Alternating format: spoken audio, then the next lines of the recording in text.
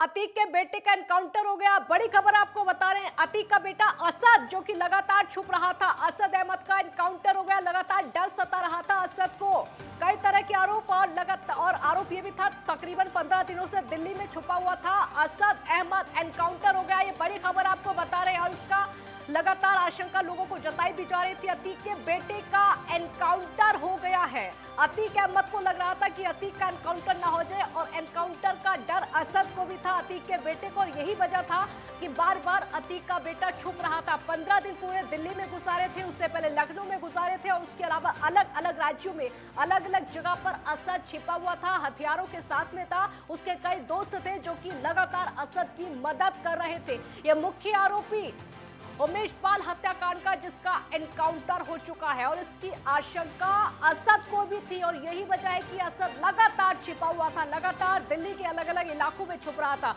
उसके कई साथी ऐसे थे जिन्होंने हत्या के समय असद का साथ दिया था, और वही साथी दिल्ली में छुपने के लिए असद की लगातार मदद कर रहे थे, असद को पैसे लाकर दे रहे थे, हथियार लगातार दे रहे थे। और उसी मदद के साथ तकरीबन 15 दिन असद ने देश की राजधानी दिल्ली में गुजारे, किसी को पता नहीं चला। हालांकि अभी 2 दिन पहले यह खबर सबको पता चली कि असद दिल्ली में है और यहाँ पर जगह जगह छुप रहा है।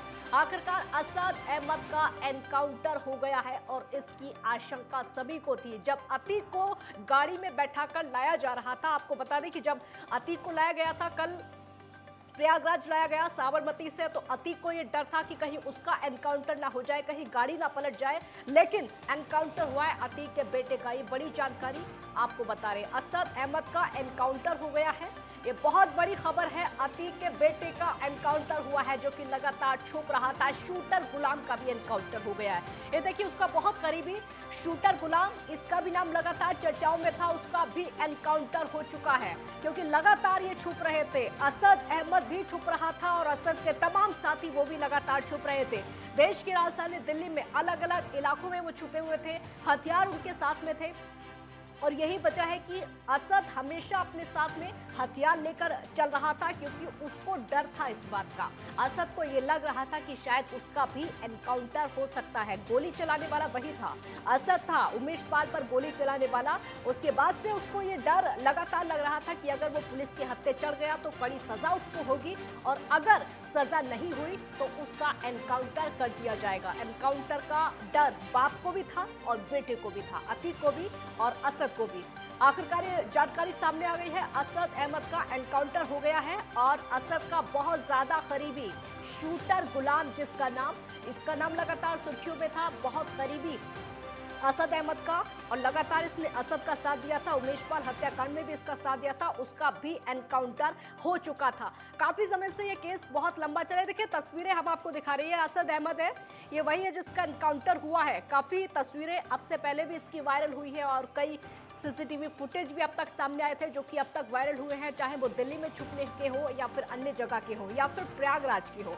सबसे बड़ा जो सबूत पुलिस के हाथों में लगा वो प्रयागराज का लगा था, जब दुकान में गोलियां चलाई गई थी। सबसे आगे असद था, और असद मुख्य आरोपी उमेश पाल हत्याकांड का, जिसने गोली चलाई थी, और बहुत चालाकी के साथ गोली चलाई थी। असद प्रयागराज में गोली चला रहा था उमेश पाल पर, और असद ने अपना फोन छुपाया था लखनऊ में, ताकि पुलिस अगर फोन को ट्रेस करने की कोशिश करे तो असद का पता चले कि जिस समय उमेश पाल की हत्या हुई उस समय असद लखनऊ में था, लेकिन सिर्फ अपना फोन छुपा कर आया था वहां पर, और यहाँ पर हत्या की गई थी उमेश पाल की। उसके बाद से ही लगातार असद छुपने की कोशिशें कर रहा था, लेकिन ये पूरी प्लानिंग रखी रह गई। पुलिस को सब कुछ पता चल गया, क्योंकि सीसीटीवी फुटेज सामने आया, उसमें पता चल गया, पुलिस ने देख लिया कि मुख्य आरोपी उमेश पाल हत्याकांड का असद, जिसने चालाकी के साथ अपना फोन छोड़ दिया था लखनऊ में। उसके बाद से लगातार असद छुपता जा रहा था अपने कई साथियों के साथ।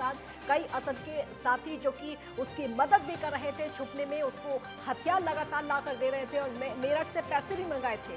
असद के ही 2 साथी हैं जो कि मेरठ से उसके लिए पैसे लेकर आए थे, ताकि असद को ना तो पैसों की कमी हो और ना ही हथियारों की कमी हो, आराम से अपनी जिंदगी गुजारने, या फिर जब तक पुलिस से बचा जा सके तब तक बचता रहे। क्योंकि असद को ये मालूम था, अगर एक बार पुलिस के हत्थे चढ़ गया तो कोर्ट तक मामला जाएगा, और कोर्ट तक मामला जाएगा तो कड़ी सजा होगी, फांसी तक भी बात जा सकती है, क्योंकि मुख्य आरोपी असद उमेश पाल हत्याकांड का आखिरकार एनकाउंटर हो गया है।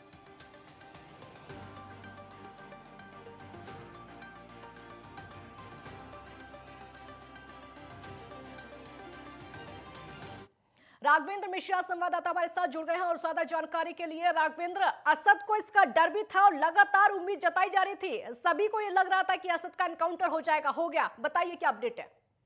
जी बिल्कुल, जिस प्रकार से ऐसा जो है 45 दिन बाद भी जो है पुलिस के हत्या नहीं चढ़ा था, उसको भी डर था, क्योंकि मेरठ से लेके हर जगह भागा था, नेपाल से लेकर उसकी जहां जहां लोकेशन ट्रेस कर रही थी पुलिस, एसटीएफ ट्रेस कर रही थी।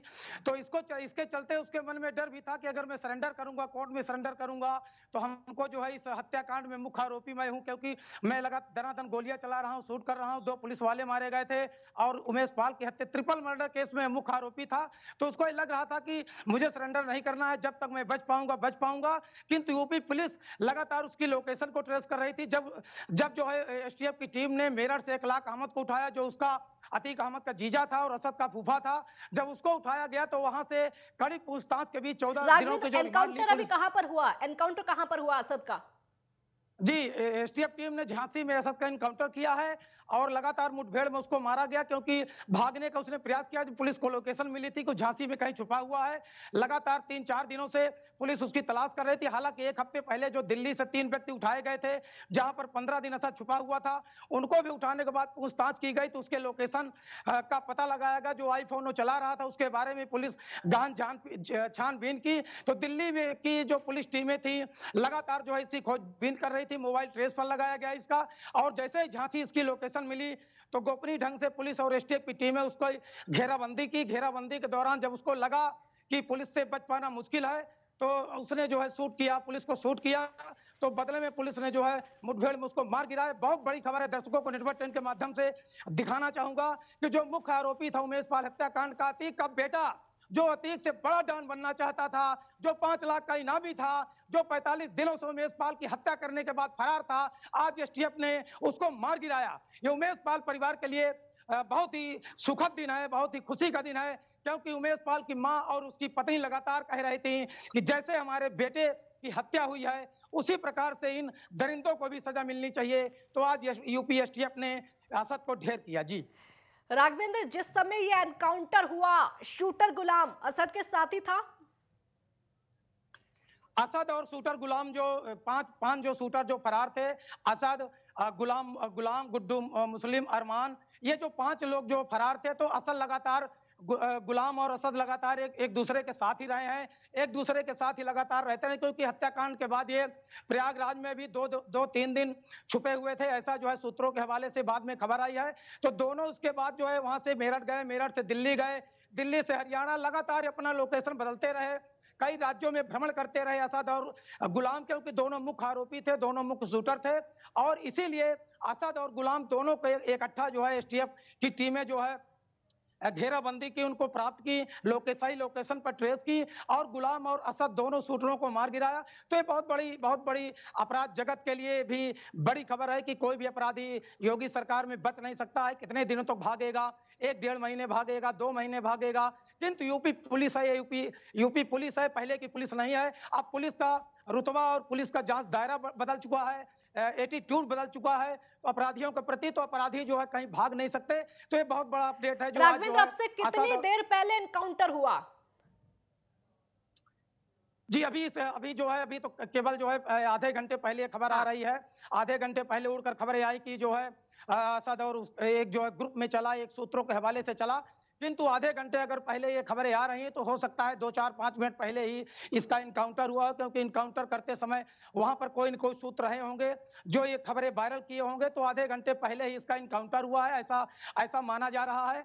आधे घंटे पहले एसटीएफ की टीम ने उसको घेराबंदी करके मार गिराया और यहाँ प्रयागराज में अतीक अहमद और अशरफ को कोर्ट में पेशी किया, जिनको 14 दिन के लिए रिमांड के लिए जज ने कहा आखिर क्यों नहीं इनको 14 दिन के लिए रिमांड पर भेजा जाए। हालांकि जो अतीक के अधिवक्ता हैं वो लगातार बहस कर रहे हैं कि इनकी तबीयत कल से ही गिर रही है, ब्लड प्रेशर बढ़ रहा है, इनके जो है कस्टडी रिमांड को जो है कम किया जाए, अभी भी बहस जारी है। तो एक तरफ जो है अतीक का यहाँ पेशी हो रही है, कस्टडी रिमांड पुलिस ले रही है, दूसरी तरफ इसका मुख्य आरोपी, मुख्य बेटा असद और मुख्य शूटर गुलाम को उधर एसटीएफ टीम ने काम तमाम कर दिया। तो पूरी तरह से जो पुलिस की टीमें हैं लगातार शूटरों को ढूंढने का प्रयास कर रही हैं।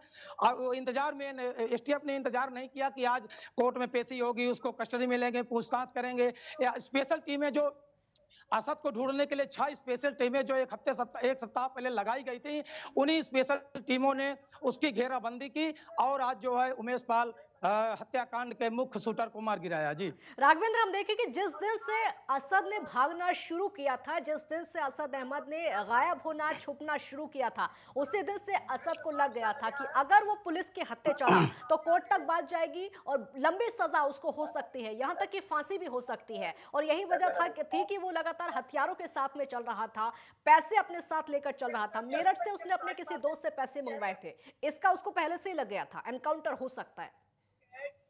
जी बिल्कुल, जिस प्रकार से 24 फरवरी के बाद जो है 2 एनकाउंटर हुए, एक हफ्ते जी के अंदर ही एसटीएफ की टीम ने 2 शूटरों को मार गिराया, तो जी असद जहां भी था लोकेशन ले ही रहा था, सबके बारे में पूरी जानकारी जुटा रहा था। उसको पल-पल की जानकारी थी कि उमेश पाल हत्याकांड को लेकर क्या पुलिस कार्रवाई कर रही है, कितने लोगों को उठा रही है, कहां बुलडोजर चल रहा जी है, किनका एनकाउंटर हो रहा है। तो उसको पूरी तरह से पता था कि पुलिस के हत्या अगर मैं चढ़ूंगा तो पुलिस ले जाके हमको कोर्ट में नहीं पेश करेगी, वो तुरंत दान महाकल्याण, तुरंत प्रसाद वाला काम पुलिस करेगी। ये कहावत भी है कि तुरंत दान महाकल्याण, क्योंकि 2 शूटर जो मारे गए थे, मुख्य आरोपी वो भी थे, तो इसको लग गया था कि अगर मैं पुलिस के हाथ चढ़ा, पुलिस के गिरफ्त में आया तो मैं बचूंगा नहीं, इसलिए लगातार भाग रहा था, अपनी जान बचाकर भाग रहा था, क्योंकि इसका पूरा साम्राज्य जो है पुलिस प्रशासन ने नष्ट करना शुरू किया था। पीडीए की टीम ने भी इसके आर्थिक जो साम्राज्य था उसको भी चोट पहुंचाई थी। इसकी क्राइम की जो दुनिया थी और इसके जो गुर्गे थे, इसके जो साथी संगति थे, जो इस क्राइम में भागीदार थे, लगातार इसका हिस्सा बने हुए थे, उनको भी पुलिस ने उठाकर पूछताछ किया, उनको भी जी कड़ाई से पूछताछ किया, थर्ड डिग्री का भी इस्तेमाल किया होगा। तो लगातार इसको ये लग रहा था कि उमेश पाल हत्याकांड मेरे गले की टेढ़ी खीर बनी हुई है, तो ये लगातार बिल्कुल भाग रहा लौटेंगे था आपके इसको। पास। विवेक राजौरिया झांसी से हमारे साथ इस समय जुड़ गए हैं। झांसी वही जगह है जहां पर असद का एनकाउंटर हुआ है। विवेक बताइए, असद एनकाउंटर से जुड़ी क्या खबर आ रही है आपके पास? बिल्कुल काजल, मैं आपको बता दूं किस तरह सबको एक डर सता रहा था कि कहीं मैं पुलिस के हत्थे चढ़ूंगा तो मेरा एनकाउंटर ना हो जाए। लेकिन आज झांसी में एसटीएफ की टीम ने असद को मार गिराया है। जिस तरह से अतीक को साबरमती से प्रयागराज ले जाया जा रहा था, तो कहीं ना कहीं अतीक को भी एक डर सता रहा था कि कहीं मेरा एनकाउंटर ना हो जाए।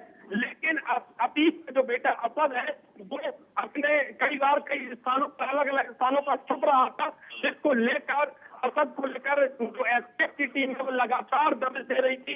झांसी में भी कई बार दबिश दी गई है, आगरा में दबिश दी है, दिल्ली में भी दबिश दी है, लेकिन असद का जो एनकाउंटर हुआ है वो झांसी में एनकाउंटर हो चुका है और असद को एसटीएफ की टीम ने एनकाउंटर में मार गिराया है। कहीं न कहीं उत्तर प्रदेश के मुख्यमंत्री योगी ने जो बयान दिया था कि जिस तरह माफियाओं को हम मिट्टी में मिलाने का काम करेंगे, वो आज बात साबित हो चुकी है और झांसी में असद का एनकाउंटर कर दिया गया है। रोकेंगे आपको रोकेंगे। संजय निषाद कैबिनेट मंत्री हमारे साथ इस समय जुड़ गए हैं। संजय जी, सबसे पहले तो बहुत स्वागत है आपका। बताइए आपके चैनल को। एनकाउंटर हो गया असद का, आपका रिएक्शन?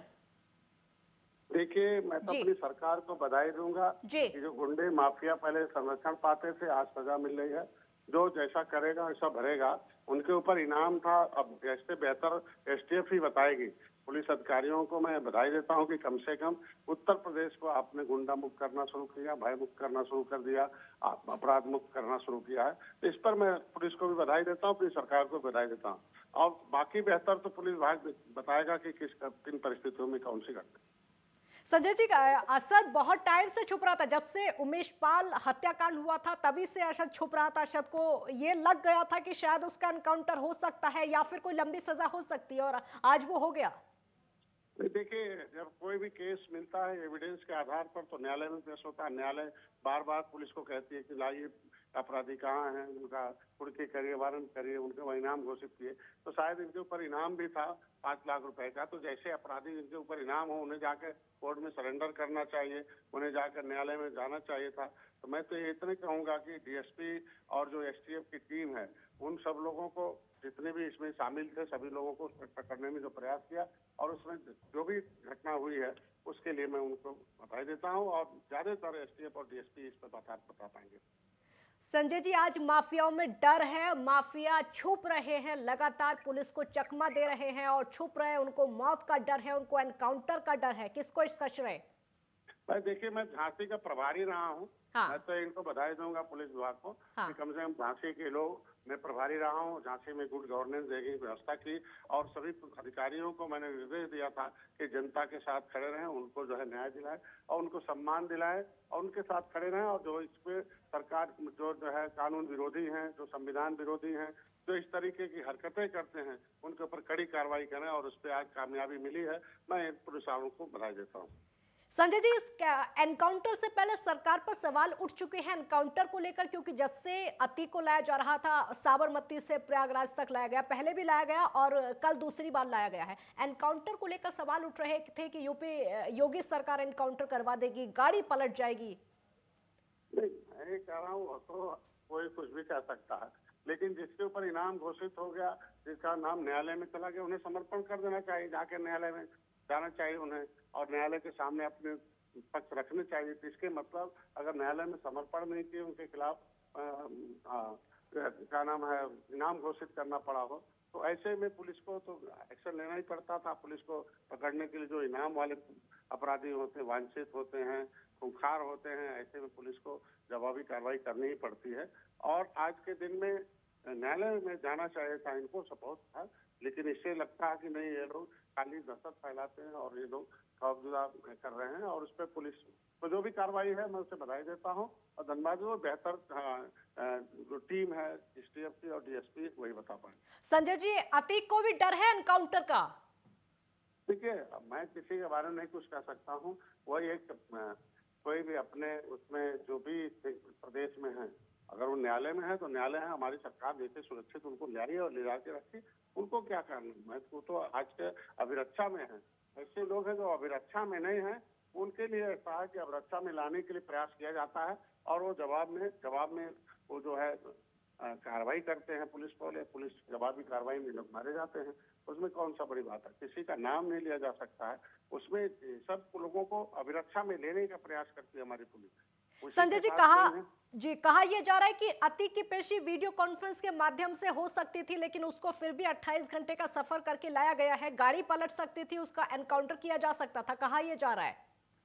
देखिए, ऐसे तो जो भी जिसके पास जितने लोग हैं, पक्ष विपक्ष, तमाम विपक्ष के लोगों के पास कुछ काम धाम है नहीं। हम कह रहे हैं आज के दिन में हमारी सरकार न्याय देने के लिए है, सबको सुरक्षा देने के लिए, विकास करने के लिए है। निचले प्रावधान पर रहने वाले लोगों को विकास की मुख्यधारा में लेना, बिना भेदभाव के सभी लोगों को योजनाओं का लाभ देना है और गुड गवर्नेंस देना है और उत्तर प्रदेश को सर्वोत्तम प्रदेश बनाने में हम लोग लगे हुए हैं। विभाग यही है, यही अधिकारी है। पहले लोगों को, इन अपराधियों को जो संरक्षण देते थे, आज हमारी सरकार है जो सजा देने में कामयाब हो रही है। शुक्रिया संजय जी, बहुत बहुत शुक्रिया आपका हमारे साथ जुड़ने के लिए। तो आज माफियाओं में डर है और ये डर दिखाई दे रहा है, ये बड़ी खबर आपको बता रहे हैं। आज माफियाओं में डर है और वो डर भी दिखाई दे रहा है। अतीक के बेटे असद का एनकाउंटर हो गया है, शूटर गुलाम का भी एनकाउंटर हो गया है। झांसी के पास असद से पुलिस की मुठभेड़ हुई और उसी समय एनकाउंटर, 5 लाख के इनामी असद का एनकाउंटर हो गया है। एसटीएफ टीम का नेतृत्व 2 डिप्टी एसपी कर रहे हैं। तो लगातार पुलिस लगी हुई है उमेश पाल हत्याकांड में। ये बड़ा अपडेट आपको लगातार बता रहे हैं। असद का एनकाउंटर हो चुका है और एनकाउंटर को लेकर लगातार खबरें आ रही हैं, क्योंकि मुठभेड़ हुई थी। बताया जा रहा है कि मुठभेड़ हुई थी पुलिस से असद की। असद ने खुद को बचाने के लिए पहले गोली चलाई, पुलिस पर गोली चलाई, लेकिन उसी समय पुलिस ने अपने बचाव में गोली चलाई और एनकाउंटर में असद मारा गया। ये बड़ी खबर आपको बता रहे हैं।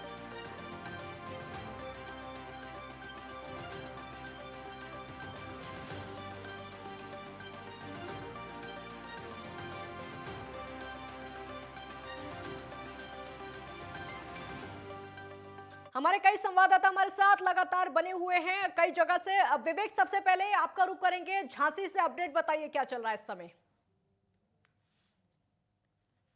बिल्कुल, मैं आपको बता दूं, जिस तरह से असद की जो छानबीन चल रही थी, लगातार कई ठिकानों पर जिस तरह से छापेमारी की जा रही है, छुपे होने की जो आशंका जताई जा रही थी, एसटीएफ लगातार कई स्थानों पर सर्विस दे रही थी, लेकिन झांसी के पास जो एनकाउंटर हुआ है असद का, ये बहुत बड़ी खबर है। और झांसी में जिस तरह से आला अधिकारी हैं, अन्य पुलिस के विभाग के अधिकारी हैं, जिसमें हड़कंप मच गया है। अचानक इस एनकाउंटर की खबर से पूरे पुलिस महकमे में हड़कंप मचा हुआ है।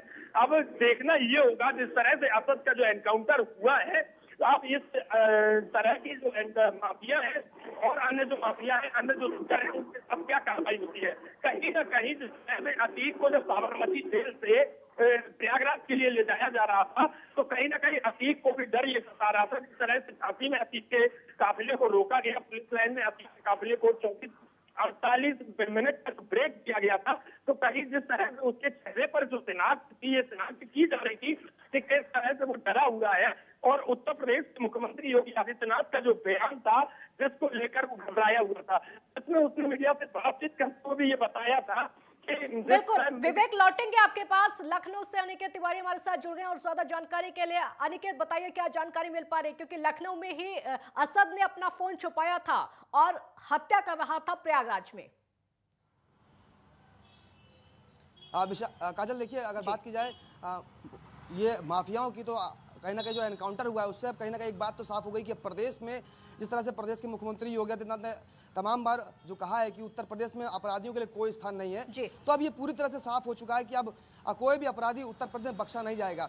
और देख रहे हैं जिस तरह से झांसी में असद का एनकाउंटर किया गया, उसका जो शागिर्द था उसके साथ में मकसूद, उसका भी एनकाउंटर हो गया। हालांकि एनकाउंटर के दौरान पुलिस पर जब फायरिंग की है असद ने, तो डिफेंस में कहीं ना कहीं पुलिस ने फायरिंग की और उसमें उसको मार गिराया गया है। और बात की जाए अगर इसमें जो मुठभेड़ जो लोग शामिल थे, चाहे वो डिप्टी एसपी पुणेंदु हो या फिर डिप्टी एसपी विमल की बात की जाए, तो ये इनके साथ में जो एसटीएफ की टीम थी वो वहां पर मौजूद थी। हालांकि अगर बात की जाए राजधानी लखनऊ की, काजल, तो पूरे लखनऊ नहीं बल्कि पूरे उत्तर प्रदेश में कहीं ना कहीं अलग अलग जगहों पर इनका नेक्सस है, इनके अपने लोग हैं, पैसा इनका होता था और नाम किसी और का होता था। तो इस तरह से ये व्यापार अपना चला रहे थे, लोगों में अपना एक नेक्सस इन्होंने बना रखा था। और अब कहीं ना कहीं जिस तरह से अपराधियों पर नकेल उत्तर प्रदेश सरकार में कसी जा रही है, हालांकि 5 लाख का इनामी था असद, लगातार कॉम्बिंग की जा रही थी, इसको तलाशने की लगातार जो टीमें थी वो सघन अभियान चला रही थी, चाहे उत्तर प्रदेश हो या दिल्ली हो या और भी तमाम जो बाहर के स्टेट्स है, वहाँ कहीं ना कहीं जो टीमें थी वहाँ गई थी, छानबीन की गई और तमाम जो अटकलें, मीडिया अटकलें सामने निकल कर आ रही थी कि वो कहीं ना कहीं वो देश से बाहर चला गया है। लेकिन जिस तरह से लगातार कॉम्बिंग की जा रही थी और आज आप जिस तरह से झांसी में जो मुठभेड़ हुई है, तो एक बात तो साफ हो गई है काजल कि अब उत्तर प्रदेश में अपराधियों के खिलाफ जिस तरह से जीरो टॉलरेंस की नीति और ये लगातार एनकाउंटर अभियान जो शुरू हो रहा है, तो अब ये साफ हो गया कि उत्तर प्रदेश में अपराधियों के लिए कोई स्थान नहीं रहने वाला है। या तो खुद अपराधी अपराध छोड़ दे या तो वो जेलों में जाकर खुद समर्पण कर दे। हालांकि अतीक अहमद को भी सुने तो उन्होंने जब अभी प्रयागराज जब नैनी जेल पहुंचा था अतीक, तो उन्होंने साफ तौर पर ये बात कही कि माफियागिरी पूरी तरह से खत्म हो चुकी है, सिर्फ हमारे परिवार को रगड़ा जा रहा है। तो ये जो मानसिक जो चोट कहीं ना कहीं अपराधियों पर लगती हुई नजर आ रही है, तो इससे कहीं ना कहीं जो अपराधियों का मंसूबा है वो जरूर कमजोर पड़ेगा। और जो लंबे समय से जो अपराधियों को उत्तर प्रदेश में वर्चस्व बाहुबल देखने को मिलता था, बड़े बड़े नाम सामने निकल कर आते थे, मुख्तार अंसारी, अतीक अहमद, इनके नामों से लोगों में कहीं ना कहीं खौफ देखने को मिलता था, फिर चाहे व्यापारी हो या अन्य वर्ग हो। और अब जिस तरह से अपराधियों के खिलाफ जीरो टॉलरेंस की नीति देखते हुए उत्तर प्रदेश में कार्रवाई का दौर देखने को मिल रहा है, तो उस कदम एक बड़ी कार्रवाई कहीं ना कहीं देखने को मिली है। हालांकि ऐसे कहीं ना कहीं अपराधियों का जो मनोबल है काजल, वो टूटता हुआ जरूर नजर आएगा। अपराधियों का बड़ी कार्रवाई टूटता हुआ नजर आ रहा है, क्योंकि की गई है। एनकाउंटर की कार्रवाई दिखाती है कि किस तरीके से मनोबल टूट रहा है। आप सभी हमारे साथ बने रहिए, क्योंकि लगातार एनकाउंटर को लेकर हम खबर दिखा रहे हैं।